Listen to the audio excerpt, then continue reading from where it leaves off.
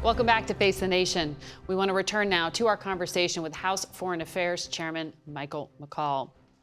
Now, Chairman, I mentioned that you held this hearing on Afghanistan this past week, and it was pretty emotional. You're really examining the chaotic withdrawal from that country. And you had a Marine Corps sergeant injured in the suicide bombing who testified that he was an eyewitness and he actually saw the suicide bomber before the attack. He testified he has never been interviewed as part of the U.S. investigation. How was this overlooked? I think it's very, well, first of all, very powerful testimony, very emotional, but very devastating and damaging to the administration. These snipers and troops were put at HKIA, surrounded by the Taliban. The airport they put the Kabul. Taliban in Kabul. That's the HKIA airport. And surrounded by the Taliban who were put in charge. And that was the first mistake in the chaos that we heard that happened that day. And the State Department virtually non-existent. I think the most dramatic thing, Margaret, was the fact that this sniper had the suicide bomber in his sights. And an intelligence bulletin went out, describing him. He said, this meets the description, meets with the team, PSYOPs, psychological operations, to get together. They run this up the chain of command, and the commanding officer says, I don't have the authority. And then they said, who does have the authority for permission to engage?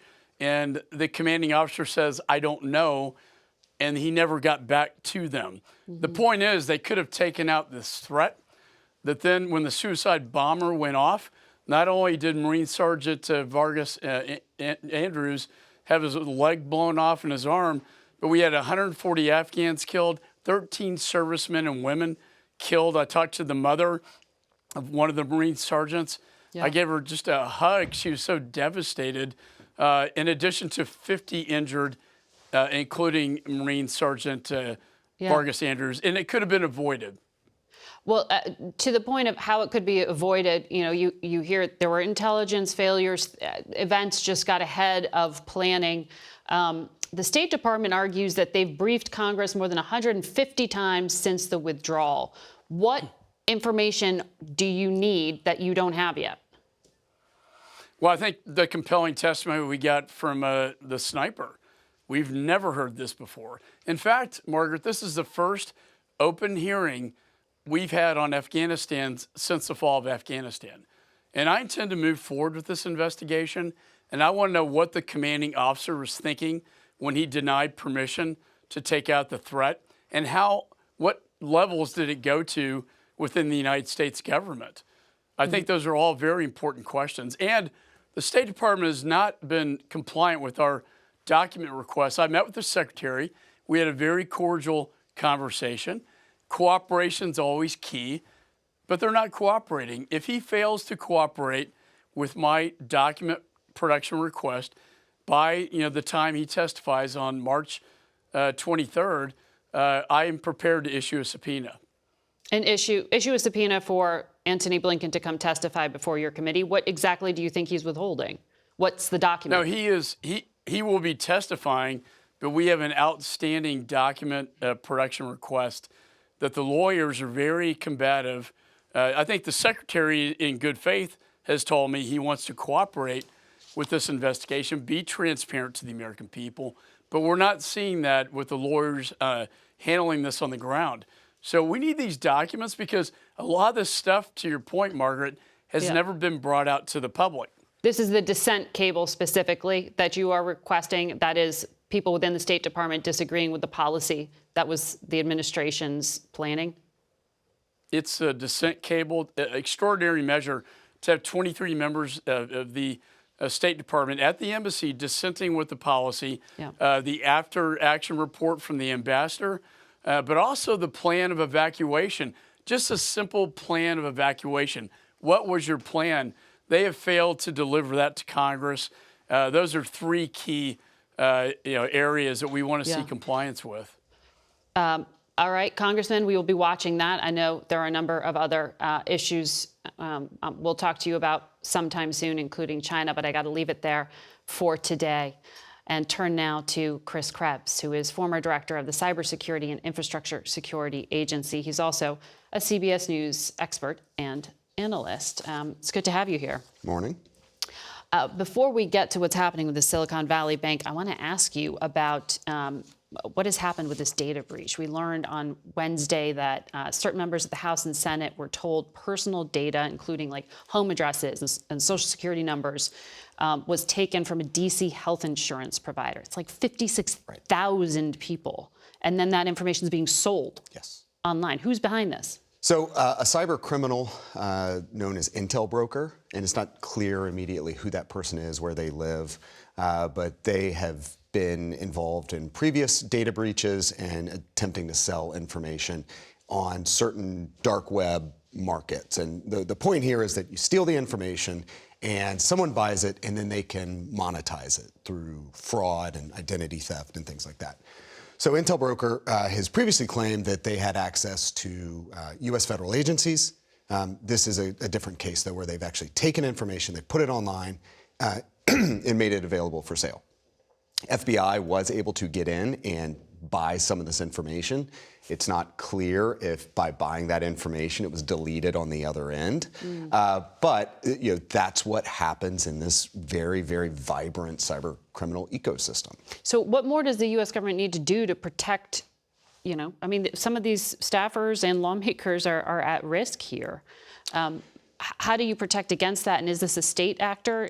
Is there any involvement? It's not clear who the actor is. Okay. It's a cyber criminal. It's very possibly a Russian-linked cyber criminal. Russia allows a very pervasive environment and permissive environment for cyber criminals. It actually helps the kind of broader Russian strategic objective to undermine confidence in the U.S.'s ability to protect citizens. It actually brings a significant amount of revenue into Russia.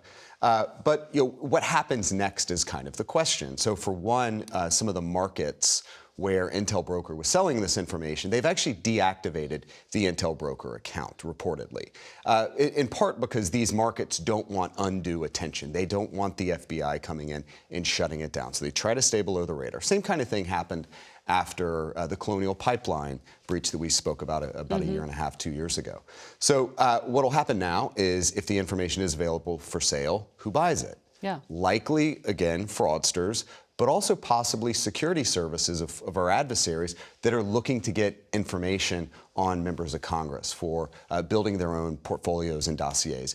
Political operatives could buy it, for opposition research and other purposes. But the hope is that by kind of shading them out of the market and the FBI's disruptive operations, they can ensure that this is not weaponized, this is not information that's used for nefarious purposes. You talk to tech companies and startup companies, I know. A number of the businesses that had their accounts or loans with Silicon Valley Bank are very worried right now. Yes. They don't have access to cash, even just to pay employees. Right. What are you hearing? Like, what is the level of panic here? The biggest challenge right now, I think these companies, and again, it is 50% of VC-backed U.S. companies banked with Silicon Valley. It's approximately 60,000 companies. The challenge they're having right now is that they don't have access to information in addition to access to their money. I've talked to a number of companies that are banked with SVB, with Silicon Valley Bank, and they've not heard anything over the weekend. Here's the challenge, though. Most companies issue payroll on the 15th and the last day of the month. The 15th is Wednesday. To make payroll on this upcoming Wednesday, you have to have that money in the bank tomorrow to process. By not having access to information, what money they will have access to tomorrow to process payroll, they're now lining up alternative sources of funding. In some cases, we're seeing predatory loans. So it would be very helpful, as Congressman Khanna pointed out, if we could get some clarity on the situation and, as the Secretary mentioned, some guarantees for those depositors in place today. If a deal comes through today and access to funding is open tomorrow, that's fantastic. But we've got to have some certainty in these company executives need information. They need clarity on what's happening so they can take care of their employees, or otherwise we're going to see furloughs next week in the tech industry.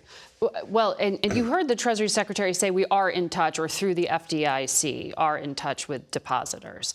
But you are also saying publicly there needs to be clear statements of confidence to shore things up. Again, and you didn't get that, is what we're not getting that right now. And I think this is, again, what Congressman Khanna was talking about with the speed of Twitter.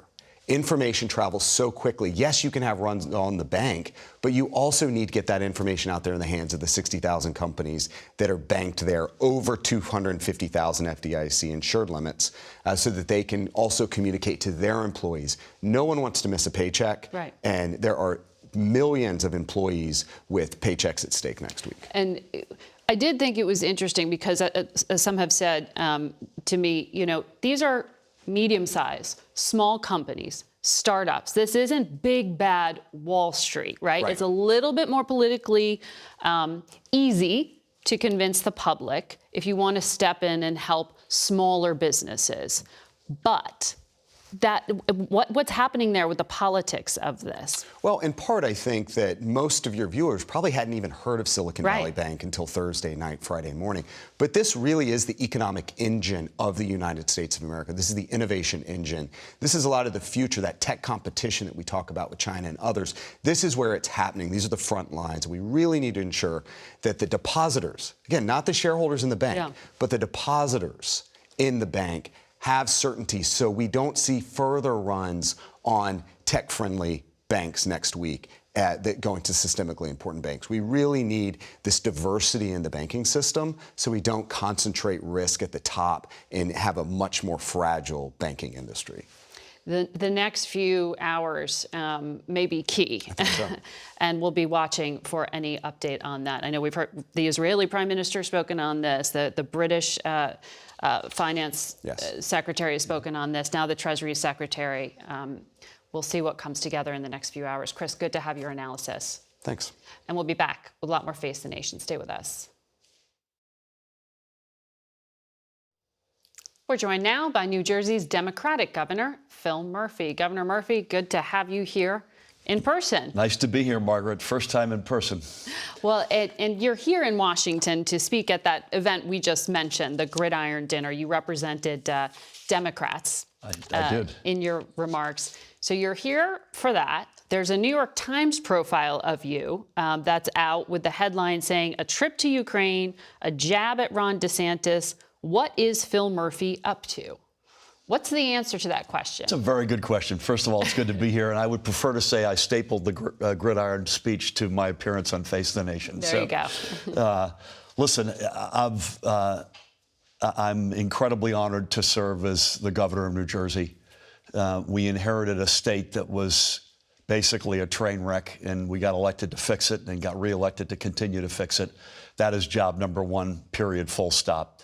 I'm a former U.S. ambassador, which in my case was at the Federal Republic of Germany, and therefore the international stuff continues to be important to us.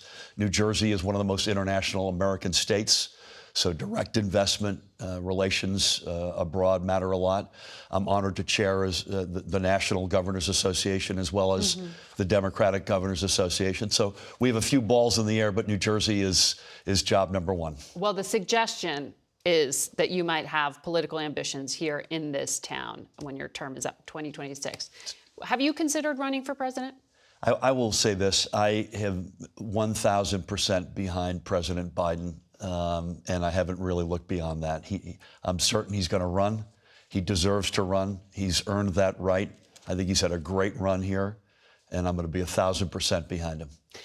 Why does the announcement for his reelection keep sliding? It was going to be February, now it's April. When is he going to announce? If you're certain he's doing it, why not make it official? I'm not sure I've got any inside information on that. I don't think historically that he's necessarily out of line when other incumbents have announced reelection. I know we're all sort of expecting it's next week, next month, whatever it might be. My guess is it's sooner than later, but that's something that the president himself will decide. I want to get to some of the issues that Democrats want to run on and get your insight, but I want to quickly ask you about Silicon Valley Bank, because New Jersey is, of course, adjacent to the financial hub of the country in New York City. And so there is concern about the overall banking sector. How concerned are you here? Concerned, but not panicked. And I think that's the place we need to be. Depositors and workers in the companies whose deposits are in that bank need to be job number one. We've got a big innovation economy in New Jersey, so we've spent the weekend trying to make sure we're out ahead of this. We don't have a whole lot of exposure to SVB per se, but we do have a lot of tech companies. So our Economic Development Authority is preparing a package largely focused on liquidity to be there in case we need to be there. So concerned as you have to be when you have a bank of this size go down, but I don't think there's any need to panic. And I'm certain that the authorities at the federal level are working feverishly to come up with some sort of a solution sooner than later. When you say liquidity, and you're talking about the state stepping in to help some of the businesses that operate in New Jersey. The startup culture, the startup tech firms in particular, we want to make sure that, as we did during the COVID pandemic, that we are there for them, whether it's loans or whatever the case may be. We want to make sure we're not dragged by this. We're trying to stay out ahead of it. I also want to ask you about education in your state. You've taken aim, as we just mentioned, at Ron DeSantis, the governor of Florida, who's widely expected to be running for president. You've said he's prioritizing political culture wars ahead of academic success. You faulted him for his dismissal of the College Board's AP African American Studies course. He wouldn't be doing that if he didn't think it resonated for him politically. Why do you think it resonates for Democrats to engage in these culture war back and forth? Well, listen, we ask ourselves always the question in substance. Do we believe in teaching our whole history, the good, the bad, the ugly, nothing but the truth? The answer affirmatively is yes. So in this case, AP African American Studies, New Jersey has one high school teaching it this year. We're expanding it to 26 next year. He's just trying to divide us. He's trying to change the subject. He's doing it for political reasons, I assume. We want to come back and say, listen, what is the substance? What do we owe our residents? And we believe strongly that we owe them the ability to read the books that talk about our history. Again, whether we like it or not, let's make sure we teach our country's history, the whole truth and nothing but the truth. Well, on the substance, when it comes to this particular College Board AP class, initially there were criticisms of the program. And you said they got rolled by DeSantis because you think he convinced them to delete parts of Black history. So if it's flawed academics, why are you expanding it to 26 schools? First of all, they did get rolled. They claim they were not rolled, but let's call that for what it is. They got rolled. Florida weighed in heavily. The College Board disputes. Yes. The good news is you have a fair amount of latitude in terms of what the curriculum looks like at the district level. And I've been asked before, well, does this mean that everything is 100% the way you'd teach it? I'm not sure it is or it isn't. But the fact of the matter is it must be taught. And you do have latitude in terms of constructing that curriculum at the district level. And that's what we're going to do in New Jersey. And that's the way it should be. There are reports in the Washington Post that Wednesday is the day that a Texas judge who could undo, you're following the story in regard to the abortion pill, he could undo government approval of this drug, which is one of the most common ways to obtain an abortion these days. Out in the state of California, their governor has taken this stance of refusing to do business with pharmacies that say they won't sell the drug in certain states. Are you ready to take a stand like that against Walgreens or other pharmacies? I don't expect that we will take a stand like that, but we want Walgreens and CVS and others to do the right thing, which is to be there for especially women, to uphold their reproductive freedoms and not take them away.